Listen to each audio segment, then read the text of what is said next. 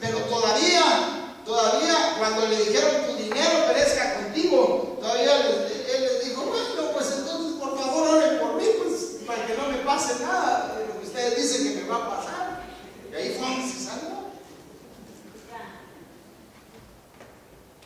¿Cuántas personas hay aquí o habemos que alguna vez practicamos la brujería, la hechicería, las limpias y todas esas porquerías del mundo? Ojalá no haya ninguno. Ojalá no haya ninguno. Pero si ya aceptamos a Cristo como nuestro Salvador, solo es cuestión de que también dejemos esa amargura.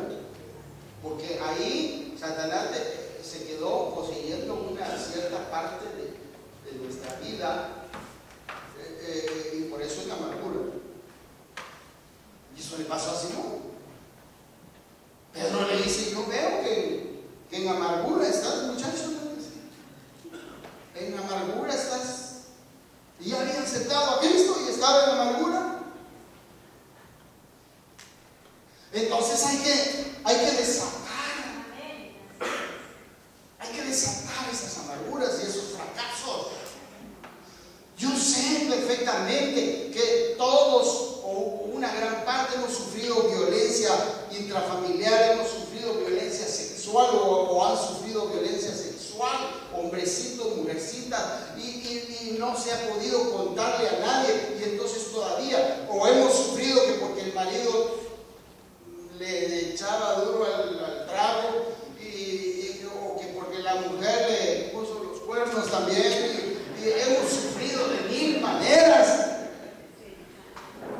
Entonces esas amarguras son las que hay que quitar, son cadenas que hay que romper en el nombre de Cristo Jesús, para que la iglesia se siga saneando, para que la iglesia se siga limpiando, para que la iglesia siga teniendo la victoria, porque Dios quiere que vayamos de poder en poder y de gloria en gloria.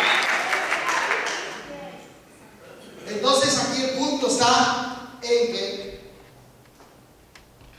debemos entender o debemos comprender, debemos de razonar en un momento dado de dónde nos ha sacado el Señor y de dónde nos está sacando, porque hijitos míos, estas cosas os escribo, dice el apóstol Juan, para que no pequéis, pero si alguno hubiere pecado, abogado tenemos para con el Padre.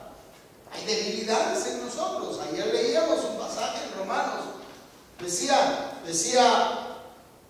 dice el apóstol Pablo, lo bueno que quiero hacer no lo hago, y lo malo que no quiero hacer eso hago. Miserable de mí, decía el apóstol Pablo. ¿Quién me librará de este cuerpo de muerte? ¿Quién me sacará de este cuerpo de muerte? Gracias doy a Dios Padre por nuestro Señor Jesucristo.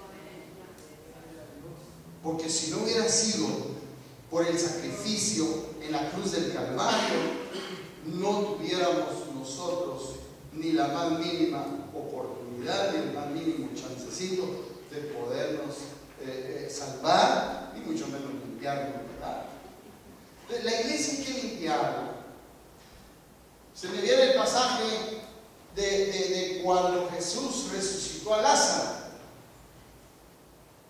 Él le dijo, Lázaro, ven fuera. Bueno, primero mandó a que los discípulos quitaran ¿qué? La piedra. O sea, hay algo que Cristo quiere que nosotros quitemos. Vamos a quitar la piedra del corazón de nosotros y de los demás. Pero ahora viene Jesús y hace su parte y dice, Lázaro, ven fuera. Y salió Lázaro. Pero dice que Lázaro salió ya como quien dice, resucitado por el poder de Cristo Jesús, y ya para todavía unos años más de misión sobre esta tierra, porque de todas maneras volvió a morir, ¿verdad? Pero entonces no se le puede llamar exactamente resurrección, pero yo creo que nos entendemos con la palabra resurrección. Pero ¿qué les dijo Jesús a sus discípulos cuando ya Lázaro estaba afuera? Cuando ya Jesús había hecho la obra de haberlo sacado de la tumba, de haberlo levantado de entre los muertos. ¿Qué le dijo? desátenlo. Desátenlo ustedes. Por favor, hermanos y hermanas, ustedes desaten a los hermanos que están atados. Yo por mi parte hago lo que tengo que hacer en la iglesia donde me congrego, la iglesia que Dios nos ha regalado.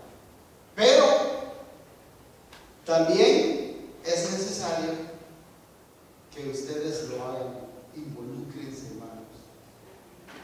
Si ven que hay que imponer manos, si ven que hay un hermano que está por ahí atormentado, angustiado, cae y se manifiesta alguna, tal vez no le podemos llamar posesión demoníaca, porque si es cristiano pues no podemos hablar de ha sido un tema muy teológico, muy profundo, pero no podemos hablar de posesión demoníaca si alguien es cristiano, pero sí podemos hablar de espíritus que atormentan, de espíritus inmundos que están atormentando.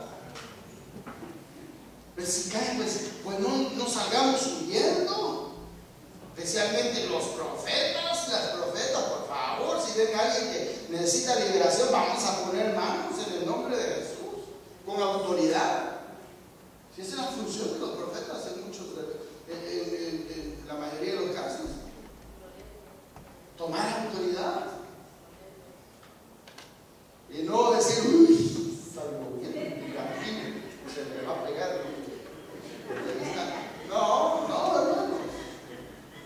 Y quien quiera que sea que tiene que ser sometido a un proceso de liberación, pues hágalo humildemente, sin vergüenza, hágalo sin temor.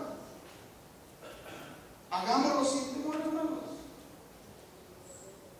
Pero también quienes nos van a desatar, o quienes vamos a desatar a aquella persona que está atormentada de espíritus,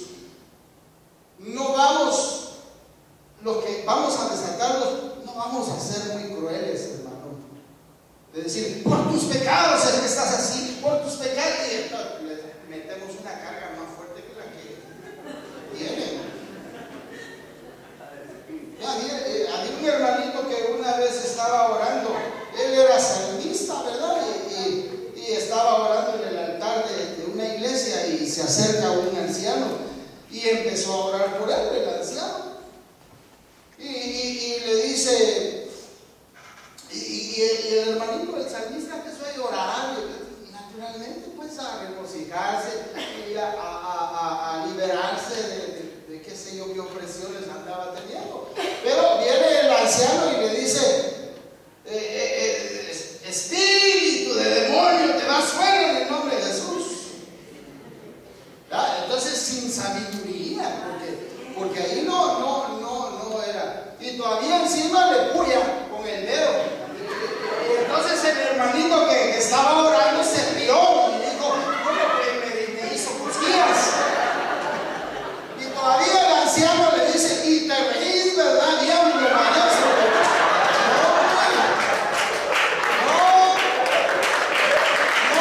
Hay que saber liberar, hay que saber quitar cargas. En el nombre de Cristo Jesús. Hay que saber, hay que pedirle a Dios sabiduría y entendimiento para quitar las cargas. Esto va para